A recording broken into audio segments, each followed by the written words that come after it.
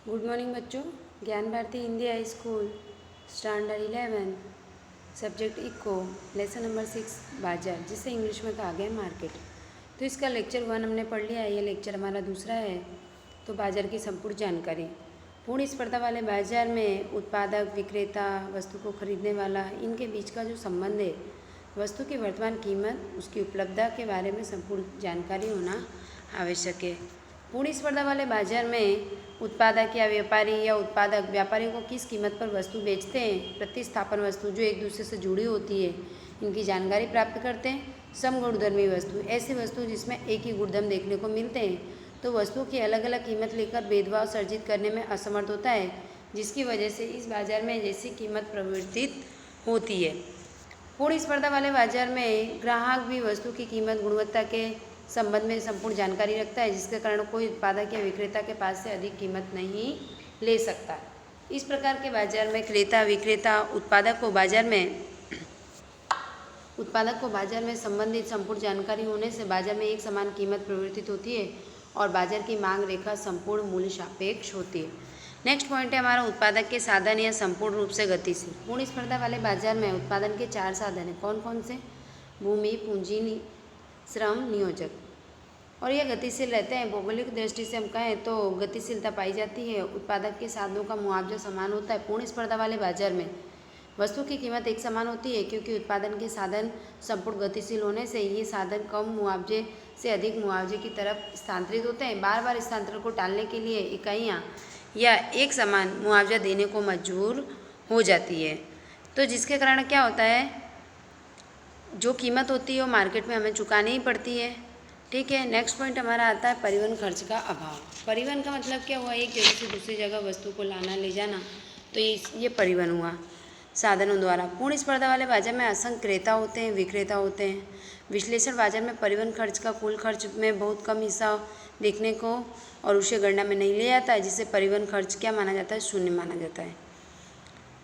अब नेक्स्ट देखो एकाधिकार अर्थात मोनोपोली प्राचीन अर्थशास्त्रियों के बाजार के दो विपरीत दिशा में अंतिम बिंदुओं के रूप में पूर्ण स्पर्धा शुद्ध एकाधिकरण की चर्चा की है। एकाधिकरण का काल्पनिक बाजार है। यहाँ पर एकाधिकार जो स्वरूप देखने को मिलती है यह अशुद्ध एकाधिकार है। एकाधिकार को अंग्रेजी में क्या कहते हैं? मोनोपोली। और जो ये शब्द ग्रीक भाषा का है मोनोस और पॉलिन, इन दोनों शब्दों से ये बना हुआ है। ठीक है। विक्रेता, मोनोपोली का अर्थ होता है विक्रेता का बाजार होता है। अब परिभाषा चैम्बरलेन ने क्या कहा है? जब वस्तु की पूर्ति पर किसी इकाई का अंकुश ना हो तो एकाधिकार है। प्रोफेसर स्टीगल ने क्या कहा है? वस्तु एक ही विक्रेता अर्थात एकाधिकार। अब एकाधिकार के कुछ पॉइंट हैं लक्षण में। तो पहला पॉइंट क्या है? एक ही उत्पादकता या विक्रेता, असंख्य क्रेता। वहाँ पर क्या होता है? एकाधिकार वाले बाजार में वस्तु का उत्पादन विक्रेता से ही होता है, वस्तु की आपूर्ति नियंत्रण रखता है, एकाधिकार कहा जाता है। बाजार में वस्तु का उत्पादन, उसका नियंत्रण रखना बाजार में उत्पादक विक्रेता को कीमत को प्रभावित करने वाले, जिसकी वजह से उसे कीमत निश्चित करना होता है और जिसे प्राइस मार्केट के रूप में जाना जाता है। नेक्स्ट पॉइंट है हमारा प्रतिस्थापन वस्तुओं का अभाव। शुद्ध एकाधिकार की विशेषता के अनुसार हम देखें तो वस्तु का उत्पादन विक्रय करता है, उस प्रकार की कोई प्रतिस्थापन वस्तु बाजार में उपलब्ध नहीं होती है। अशुद्ध एकाधिकार पाया जाता है जिसमें नज़दीकी प्रतिस्थापन और वस्तुओं का अभाव होता है, अर्थात दूर की स्थापन वस्तुओं की संभावना होती है। उदाहरण के रूप में कहें तो रेल में कोई निश्चित समय या तारीख टिकट उपलब्ध न हो तो उसे नज़दीक प्रतिस्थापन अर्थात दूसरी रेल की आरक्षित टिकट भी मिल सकती है, क्योंकि ऐसी किसी दूसरी रेल का अस्तित्व नहीं न हो।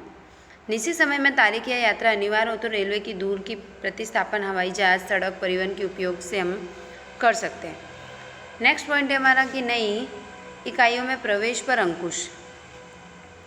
एकाधिकार वाले बाजार में क्या होता है? एकाधिकार विविध प्रकार के एकाधिकार रखते हैं। जैसे एकाधिकार का अर्थ होता है कि उत्पादक या विक्रेता का अस्तित्व। एकाधिकार खत्म करना संभव होता है, इसके बावजूद भी ये प्रक्रिया कैसी है? सरल नहीं होती। एकाधिकार में दीर्घकालीन तक टिकाए रखते हैं। ऐसे संयोगों में ऐसे समय में प्रतिदिन बाजार में न होने के कारण नियंत्रण रखते हैं और असामान्य लाभ प्राप्त करते हैं।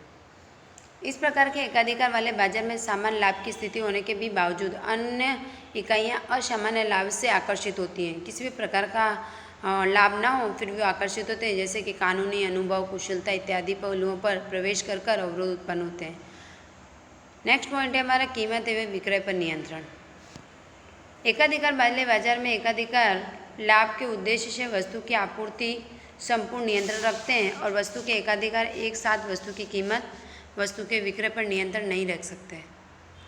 इसका मतलब ये एकाधिकार यही वस्तु की कीमत ऊंची रखना चाहता हो तो उसे बाजार में वस्तु का विक्रय कम करना पड़ेगा, परंतु यदि वह वस्तु विक्रय बढ़ने का इच्छुक हो तो वस्तु को स्वीकार नहीं करना पड़ेगा। इस एकाधिकारी के लिए संभव नहीं होता। नेक्स्ट पॉइंट है हमारा असामान्य मुनाफा। असामान्य मुनाफे में बताया एकाधिकार वाले बाजार में उत्पादक या विक्रेता एक ही होता है और इस बाजार में इकाइयों का प्रवेश प्रतिबंध होता है। एकाधिकार अल्पकालीन दीर्घकालीन ऐसी स्पर्धा में बिना असामान्य लाभ की स्थिति का फायदा ले सकता है। विक्रेता ऊंची कीमत पर, जिससे वह औसत खर्च ऊंची कीमत पर रखकर मुनाफा प्राप्त कर सकता है। नेक्स्ट पॉइंट है कीमत में भेदभाव। एकाधिकार वाले बाजार में विक्रेता होते हैं, क्रेता होते हैं, स्पर्धा तत्व नहीं देखने को मिलता है।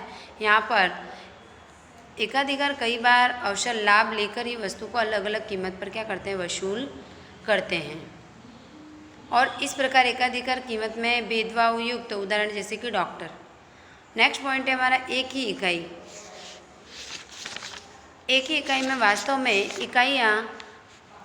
इकाइयों को बताया है कि फर्म अर्थात उत्पादन करने वाली एक स्वतंत्र इकाई, जबकि उद्योग अर्थात जैसी वस्तु का उत्पादन करना इकाइयों का समूह। एकाधिकार वाले बाजार में उत्पादक या विक्रेता एक ही होने से वास्तव में इकाई ऐसे उद्योगों में भी एक ही इकाई होती है, इसलिए कह सकते हैं कि एकाधिकार वाले बाजार में इकाई ही उद्योग है।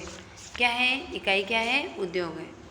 तो बच्चों ये लेसन हमारा लेसन नंबर 6 का लेक्चर 2 था।